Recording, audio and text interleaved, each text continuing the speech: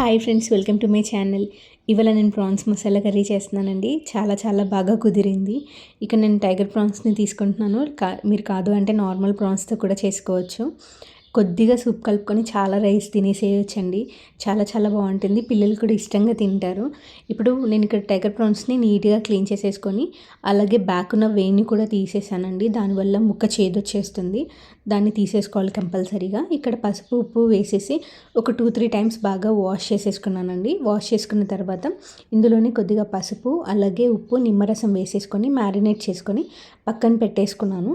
ఇక నేను 2 medium size ఆనియన్స్ని చిన్నగా కట్ చేసేసుకొని ప్యాన్లో ఆయిల్ వేసి ఆనియన్స్ని బ్రౌన్ వచ్చేంత వరకు వేయించుకొని పక్కన పెట్టుకున్న ప్రాన్స్ కూడా వేసేసుకున్నానండి. అవి కొద్దిగా మగ్గిన తర్వాత ఇందులోనే అల్లం వెల్లుల్లి పేస్ట్ కూడా వేసేసుకొని అది పచ్చివాసన పోయేంత వరకు వేయించుకోవాలండి.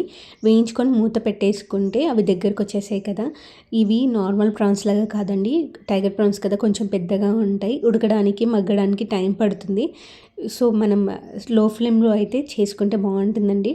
సో ఇప్పుడు నేను టేస్ట్కి తగ్గట్టుగా కారం, ఉప్పు అలాగే ధనియాల పొడి, కొద్దిగా జీలకర్ర పొడి, ఇందులోనే నేను బ్లాక్ పెప్పర్ పొడి కూడా వేసేసుకొని అన్ని మసాలాలు బాగా కలిసేటట్టుగా కలుపుకుంటున్నానండి. బాగా కలుపుకోవడం వల్ల ఏంటంటే ప్రతి ముక్కకి మసాలా బాగా పడుతుంది. లో ఫ్లేమ్లో ఉడికించుకోవటం వల్ల ముక్క అనేది మంచి టేస్ట్గా ఉంటుందండి. సో ఇవంతా కలిపేసుకొని మూత పెట్టేసుకున్నానండి.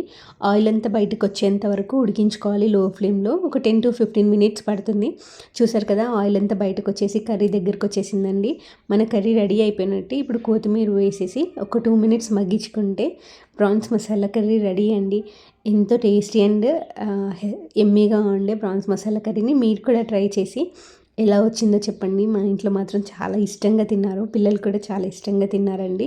చూసారు కదా, టెక్స్చర్ కూడా చాలా బాగుంటుంది. దీన్ని ఫ్లేవర్డ్ రైస్లో కంటే కూడా వైట్ రైస్లో తింటే చాలా బాగుంటుందండి. వేడి అన్నంలో కర్రీ కలుపుకొని కొద్దిగా సూప్ కలుపుకుంటే చాలా అన్నం తినేసేయొచ్చండి. అలా ముక్కను తీసుకొని రైస్తో పెట్టుకుంటే చాలా బాగుంటుంది. థ్యాంక్ యూ ఫర్ వాచింగ్ అండి.